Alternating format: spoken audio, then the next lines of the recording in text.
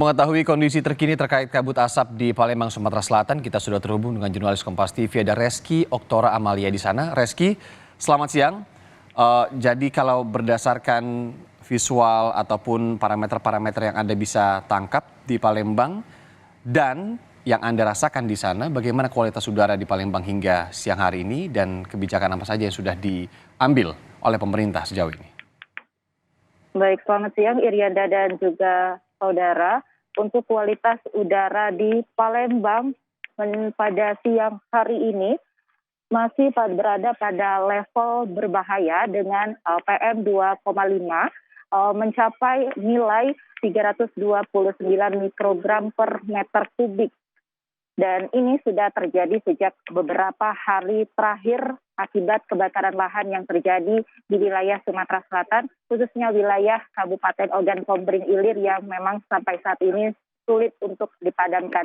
Yang saya rasakan saat ini memang udara tampak kalau kita hirup memang agak sedikit sesak dan juga menimbulkan batuk seperti itu, Irianda.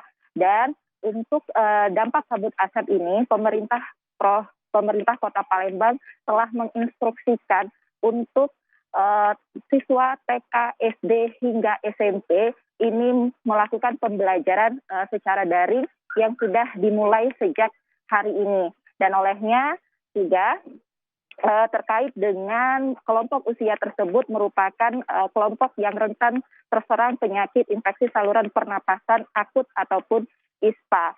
Dan juga menyusul hal tersebut, siswa SMA di Sumatera Selatan ini sudah melakukan pengunduran jam sekolah yang dimulai pada pukul 9 yang biasanya ini dimulai pada pukul 7. Dan untuk sistem belajar juga ini dipotong waktunya seperti itu, tidak seperti biasanya, dan juga siswa harus menggunakan masker seperti itu. Dan juga menyusul terkait dengan hal tersebut, untuk saat ini warga masih beraktivitas seperti biasa, namun didorong untuk tetap menggunakan masker. Irianda. Ya, saya juga lihat sepertinya Anda agak kesulitan ya untuk kemudian berbicara secara cukup panjang. Sedikit lagi, Reski, ini kami ingin bertanya soal aktivitas ekonomi dan juga kesehatannya di sana. Karena kalau soal edukasi, sekolah ini pemerintah juga sudah mengeluarkan kebijakan, SMA dicepatkan begitu sekolahnya.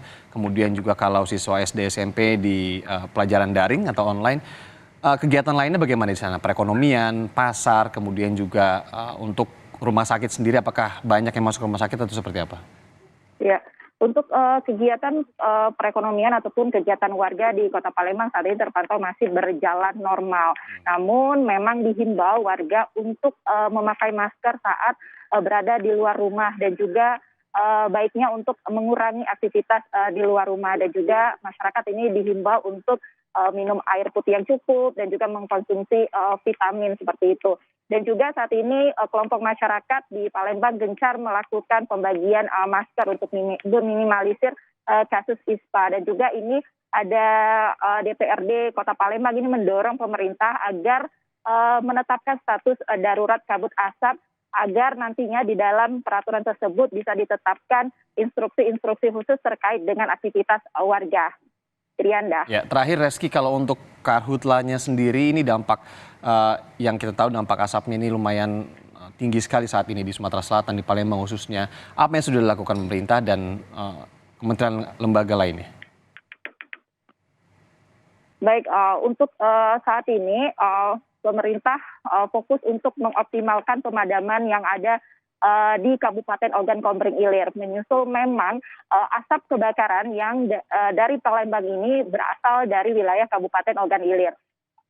Kabupaten Ogan Kombring Ilir. Olehnya ada penambahan personil dari Manggala Agni, Daob Jambi, dan juga personil kepolisian Polda Sumatera Selatan. Namun memang yang jadi kendala pemadaman saat ini adalah kurangnya pasokan air, mengingat juga sumber air yang ada di lokasi kebakaran saat ini jauh dari lokasi. Dan hal itulah menyebabkan petugas kesulitan untuk mengakses air dan membuat pemadaman ini memakan waktu. Dan terkait dengan dampak kabut asap ini, kasus ISPA di Kota Palembang saat ini juga semakin meningkat. sepanjang September saja jumlah kasus ISPA sudah menyentuh angka 15.000 orang dengan penambahan per hari 400 sampai 500 orang. Mayoritas yang terserang ISPA adalah kelompok usia 1 sampai 5 tahun dan 0 sampai 1 tahun. Irianda. Kelompok usia rentan tadi ya yang juga kemudian sangat terdampak kepada ISPA yang kini tengah nanjak kasusnya di sana. Reski, terima kasih. Tentu kami akan dengar update lagi dari Anda. Jaga kesehatan juga dan selamat bertugas kembali.